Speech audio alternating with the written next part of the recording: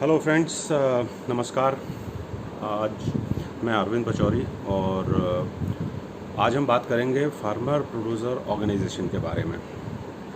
जब से माननीय प्रधानमंत्री मोदी जी ने 10,000 एफपीओ नए बनाने का जो घोषणा की है, उसके बाद से मुझे लगातार अलग अलग जगहों से फ़ोन आ रहे हैं जिसमें लोग जानना चाहते हैं कि फार्मर प्रोड्यूसर ऑर्गेनाइजेशन क्या है, कैसे इसको बना सकते हैं और किस तरह से अलग अलग योजनाओं का इसमें लाभ उठा सकते हैं। तो आसान शब्दों में अगर समझें तो फार्मर प्रोड्यूसर ऑर्गेनाइजेशन एक ऑर्गेनाइजेशन है जिसमें सिर्फ और सिर्फ किसान उसके सदस्य हो सकते हैं। अब इसका रूप क्या हो सकता है? फार्मर प्रोड्यूसर ऑर्गेनाइजेशन दो तरीके से रजिस्टर कर सकते हैं। पहला तरीका है फार्मर प्रोड्यूसर कंपनी, जो कि रजिस्टर ऑफ कंपनीज़ में रजिस्टर होती है और जिसको चार्टर्ड अकाउंटेंट ही नॉर्मल कंपनी की तरह बनाते हैं। और दूसरा जो है वो है कोऑपरेटिव सोसाइटी। जी, कोऑपरेटिव सोसाइटी भी एक एफपीओ है और जो वर्तमान जो 10,000 एफपीओ बनाने का जो लक्ष्य हमारी सरकार ने रखा है, उसमें हर एफपीओ में कम से कम क्षेत्रीय इलाकों में, मैदानी इलाकों में कम से कम 300 शेयर होल्डर होना ज़रूरी है। और जो पहाड़ी क्षेत्र हैं जैसे कि नॉर्थ ईस्टर्न स्टेट्स हैं, जे.एंड.के, हिमाचल, उत्तराखंड, यहाँ पर कम से कम 150 शेयर होल्डर होने की बाध्यता है। अब ये तो हो गया एफपीओ है क्या। एफपीओ आप कैसे बना सकते हैं और उसमें क्या क्या आप योजनाओं का लाभ ले सकते हैं। तो एफपीओ बनाने के लिए अगर आप कोऑपरेटिव सोसाइटी बनाना चाहते हैं तो कोऑपरेटिव सोसाइटी के लिए जो भी रिक्वायरमेंट है, रिक्वायर्ड कागज़ लेकर आप अपने राज्य के जो कोऑपरेटिव सोसाइटीज़ रजिस्ट्रार का ऑफिस है, आपको उनको संपर्क करना होगा और वहाँ से आप अपनी कोऑपरेटिव सोसाइटी रजिस्टर करा पाएंगे। जहाँ तक प्रोड्यूसर कंपनी का सवाल है, प्रोड्यूसर कंपनी एक किसी लिमिटेड या प्राइवेट लिमिटेड कंपनी की तरह होती है जिसके लिए आपको चार्टर्ड अकाउंटेंट से संपर्क करना पड़ेगा और उनको जो भी ज़रूरी कागजात हैं, जो भी फीस वगैरह पे करनी है उसको करके आप उसको रजिस्टर करा सकते हैं। अब आते हैं कि फार्मर प्रोड्यूसर कंपनी को क्या क्या योजनाओं का लाभ सरकार की तरफ से उपलब्ध है। इसमें दो तरह के एफपीओ आप देखेंगे ज़्यादातर जो बने हुए हैं। एक तो वो एफपीओ हैं जो किसी योजना के तहत बने हैं, सरकार की किसी योजना के तहत। जैसे शुरुआत में national vegetable initiative in urban cluster, उसमें 2011 में एसएफएसी की तरफ से हर राज्य में एक एफपीओ का पायलट प्रोजेक्ट निकला था जिसमें हर राज्य में उन्होंने एफपीओ बनाए थे। उसके बाद फिर अलग अलग योजनाओं के माध्यम से एसएफएसी और नाबार्ड ने कोई लगभग 4 से 5,000 FPO all across the country बनाए हैं और अभी जो 10,000 बनने वाले हैं इसके अलावा भी। तो जब गवर्नमेंट की स्कीम में कोई एफपीओ बनता है तो उसमें उनके साथ जो सबसे बड़ा फ़ायदा है वो है कि एक प्रोफेशनल ऑर्गेनाइजेशन, जिसको पहले रिसोर्स इंस्टीट्यूशन बोलते थे, अब उसको cluster based business organization CBBO बोलते हैं, वो एक ऑर्गेनाइजेशन हर एक एफपीओ के साथ काम करती है जिसमें उन फार्मर्स की कैपेसिटी बिल्डिंग, किसानों की ट्रेनिंग, उनके ग्रुप्स बनाना, उनका सारा डेटा कलेक्ट करना, उसके बाद जो फार्मर्स का डेटा कलेक्ट होता है उस डेटा के बेसिस पे उसकी एनालिसिस करके RI बिज़नेस प्लान तैयार करते हैं। उस बिज़नेस प्लान को तैयार करके वो ये देखते हैं कि इस बिज़नेस प्लान में कहाँ से किस योजना में सब्सिडी मिल सकती है, किस योजना में ग्रांट मिल सकती है और किस बैंक से आसानी से आसान शर्तों में इसमें लोन मिल सकता है।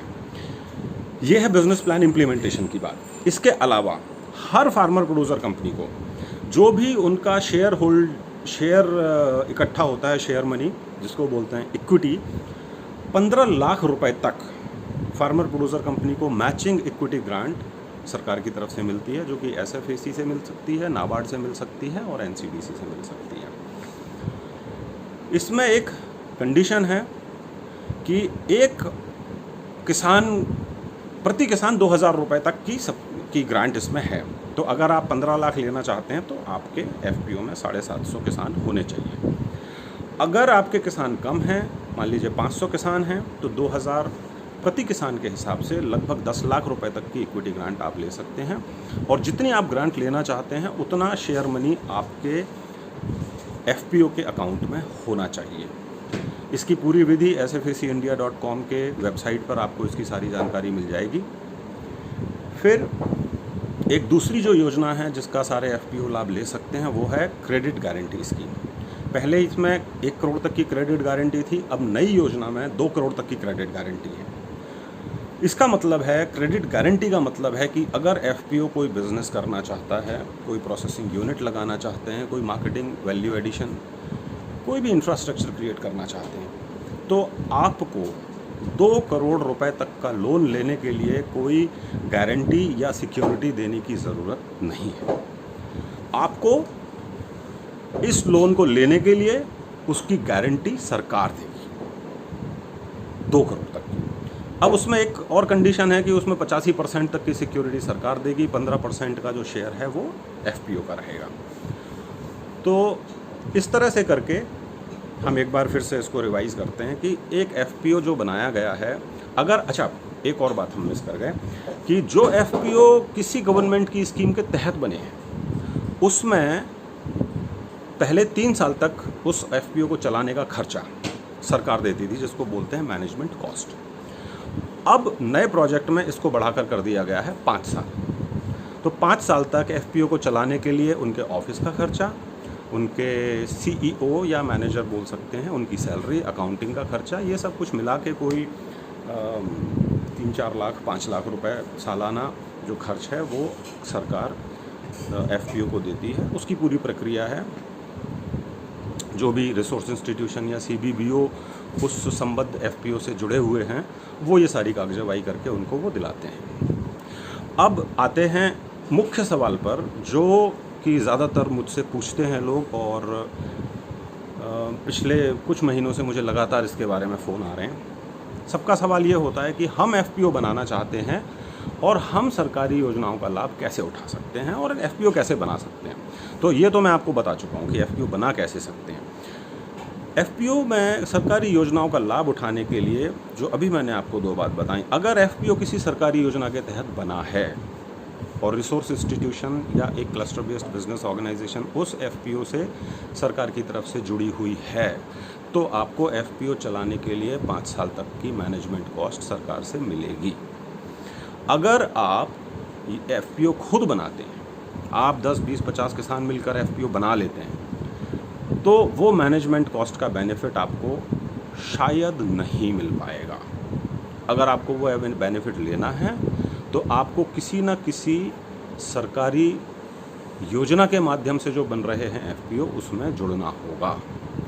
लेकिन जो 15 लाख तक की इक्विटी ग्रांट और 2 करोड़ तक की क्रेडिट गारंटी, ये दोनों योजनाओं का लाभ आप किसी भी FPO में ले सकते हैं।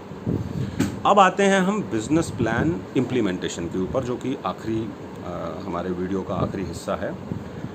बिजनेस प्लान इम्प्लीमेंटेशन या कोई भी इंफ्रास्ट्रक्चर आप क्रिएट करना चाहते हैं, आप कोल्ड चेन लगाना चाहते हैं पेरिशेबल कमोडिटीज़ के लिए, आप वेयर हाउस बनाना चाहते हैं, प्रोसेसिंग यूनिट बनाना चाहते हैं, आप किसी भी तरह का इंफ्रा क्रिएट करना चाहते हैं, उसके लिए अगर आप लोन लेने जाते हैं और अगर आप किसी सरकारी योजना से जुड़कर उसमें ग्रांट, अनुदान या सब्सिडी लेते हैं, तो फार्मर प्रोड्यूसर कंपनी और फार्मर प्रोड्यूसर ऑर्गेनाइजेशन को बाकी सारे जो एप्लीकेंट हैं उनके मुकाबले प्रेफरेंस दिया जाता है।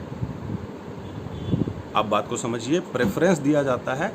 गारंटीड नहीं है कि आपको लाभ मिलेगा ही, लेकिन मान लीजिए कि 5 प्रोजेक्ट गवर्नमेंट को अप्रूव करने हैं और उनके पास 5 एप्लीकेंट आए हैं तो सबको मिल जाएगी ग्रांट। लेकिन अगर 5 प्रोजेक्ट अप्रूव होने हैं और 10 एप्लीकेंट आ गए हैं और अगर उसमें से 2 FPO हैं तो पहले FPO को दिया जाएगा।